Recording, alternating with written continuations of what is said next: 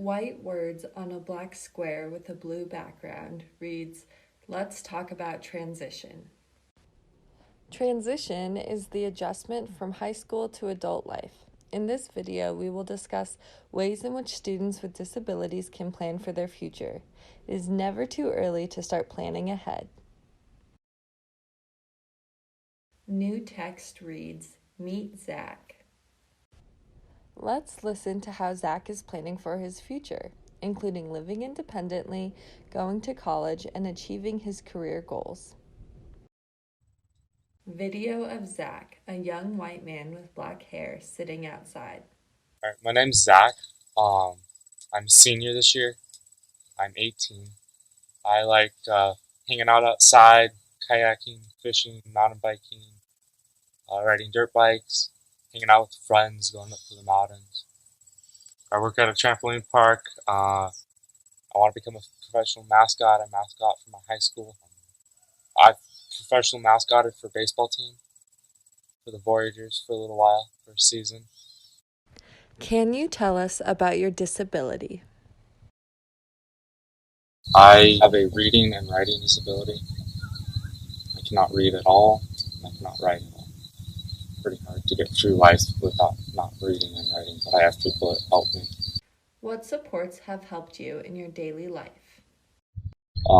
Driving around with my parents, just looking out the window, looking at the stop signs. And I just had to remember what the color, what sign, which color was what sign, and I just memorized what color goes to what sign, and then I know what the sign says by the color. Gas was a lot harder. I had somebody help me pump for a little while until I got comfortable doing it, and now I can do it pretty well by myself. So each gas pump has different questions on it, and I had to remember I only use one gas station because that's the one I'm really comfortable using, and I know that it starts with no, then yes, then receipt, and then pay. I'd have somebody read it to me and take pictures of it so that I could memorize what was going on. My bank ATM has a reader in it, so I just have to bring a pair of headphones. It tells me what to do. So with not being able to read, I can't tell what medication is what. And I took the wrong medication for a headache, and I took an upset stomach medication instead.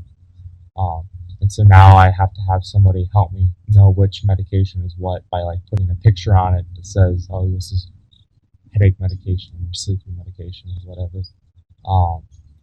And at restaurants, if it's a picture menu, I can do it.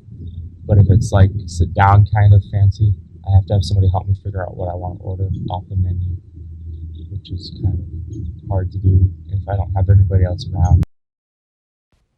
Some people with disabilities may use assistive technology to navigate life. Assistive technology could look like a cell phone, tablet, watch, a visual tool, or any other device that assists an individual with a disability. Examples of assistive technology. Assistive technology may assist you with medication and/or appointment reminders. Assistive technology may function as a speech-generating device. Assistive technology may read printed materials and/or be used as a communication device. What kind of assistive technology do you use in your daily life? I use my iPhone all the time for reminders and stuff like that. So I'd use my phone as well as somebody else helping me keep track of time. And I have an app on my phone that reads my text messages, so if somebody texts me, I can have it read to me. It works most of the time. I use Google Maps all the time so I can know where I'm going. I use Google how to spell something. Um, I can look up people's phone numbers and call people. So there's a lot of different technology on my phone that I use. I don't have to rely on somebody else to do some stuff like that. Now I can do it on my own. So with driving, I have to figure out my budget and how to pay for gas. And I use my phone a lot for that, so I can keep track of how much money I have in the bank account. And so I know that if I overcharge, I also purchased some apps that I didn't mean to or that I didn't know about. My phone was able to let me know about that, which was really cool. So I didn't have to pay for something that I didn't want. Some people with disabilities may need support making choices, such as financial or medical choices. Some people may choose to get the support through supported decision making. Supported decision making empowers people with disabilities to make their own important life decisions with support from trusted people. A supported decision making agreement is voluntary, involves trusted adult supporters, can be for one decision or for many future decisions, gives the right to accept or reject advice from supporters, and gives no authority to supporters to make decisions for you. The role of supporters. Supporters assist you in your decision-making process by discussing the situation, gathering all important information, looking at all of the different options, reviewing responsibilities, reviewing consequences, and helping you voice your decisions to the people involved. I had my parents on my team, my counselor, administrator on my team, and my teachers um, helped me figure out how to do stuff. They helped me figure out how much money I have to spend in a week and help me pay bills. Power of attorney for health care and power of attorney for finances. Some people, with or without supported decision-making agreements, may also decide that they want a power of attorney for healthcare or finances. A power of attorney document allows you to give authority to a trusted person to make decisions on your behalf. Durable power of attorney. A power of attorney is presumed to be durable. This means that the power of attorney will remain in effect forever once it becomes effective, unless it is revoked by you. A power of attorney document is effective when it is signed. You can provide instructions within the document if you want it to become effective at a future date or upon the happening of a future event. Power of attorney for healthcare.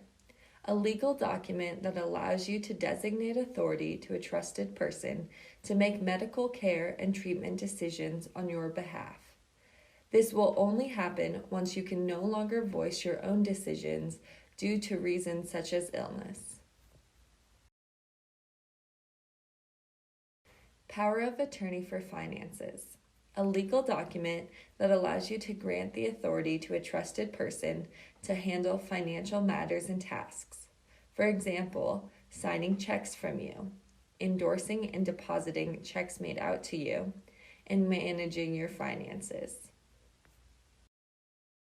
I basically just told him that I was needing help, and this was my attorney that said that by law that they have to let my mom be able to go in with me and sign papers, because then I know that somebody else is in the room and will help me if I need help with something, um, medical or other. So, What was the process for you to get your driver's license?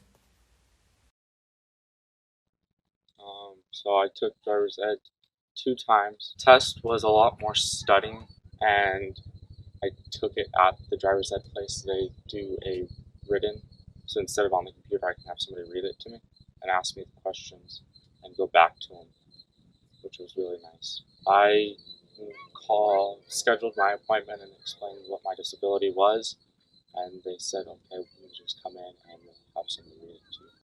What support do you need in your job? Um, so during how I learn in school and in jobs is I have to have it hands on. So you have to show me, explain it to me visually and by doing it. That's how I learn how to do most of the stuff, which is pretty cool that my school does that and my job allows that. I work at a trampoline park, um, and I am a court monitor, so I watch the court and explain to kids why they can't do certain things because of safety issues. Um, and I do a lot of cleaning. And so I had to memorize what solution goes into what bottle because I couldn't read it. And I had to ask for help a lot from my managers and my boss. Them to show me how to do something or explain to me multiple times. I'm working on getting some technology, so I'm able to move up in my job. A Bluetooth and a computer that I can listen to discreet so people don't know that I'm listening to the computer talk to me. Tells me what people's names and stuff are while I'm talking to them. And my boss would have to work with me on so I know what I'm doing. I'm able to do stuff like that. What are your ambitions and what kind of supports do you think you will need to achieve them? My dream job, um, I kind of have two of them. So some sort of law enforcement, and I also want to be a professional mascot. Law enforcement, I need help with learning how to run the computers and writing reports and reading tickets and stuff like that. Mascotting, I need help trying to figure out what colleges are able to help me so I can become a mascot. What kind of accommodations do you think you may need in college?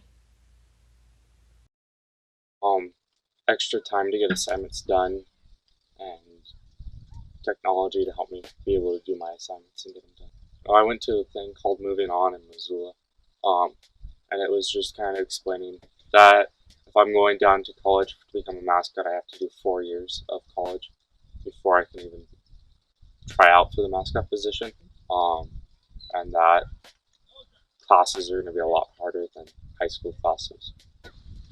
More studying, more time into getting prepared before college. I have to talk to professors and probably my administration or my counselor. What kind of assistive technology will you need for college? I'd use a lot more technology, so learning more technology before I go apply to a college. Writing apps so I could speak to text to write sentences and paragraphs for the teacher, and reading app that would read everything back to me to make sure I have it spelled right and stuff. I have a Chromebook that has read to write, so a reading app and a spelling app, writing app. And I also have a Para that I use. Para reads tests to me and helps me study and takes notes for me. What supports will you need to live independently? Get a better job first to be able to move out. Find a good roommate that would be able to help pay for rent and stuff. And just to have more freedom than I already have. It would have to help me with keeping my budget, so I'd have to find somebody to do that and somebody to help me make sure I get rent and utilities and stuff like that paid in time. Um, What is independence for you? I'm able to do stuff by myself without people helping unless I need the help. Don't be afraid to ask for help when you need it. There's a lot of people out there that'll be willing to help. Um, and I hope that everybody does well down the road. Please contact Disability Rights Montana at 1 800 245 4743 if you have any questions regarding transition.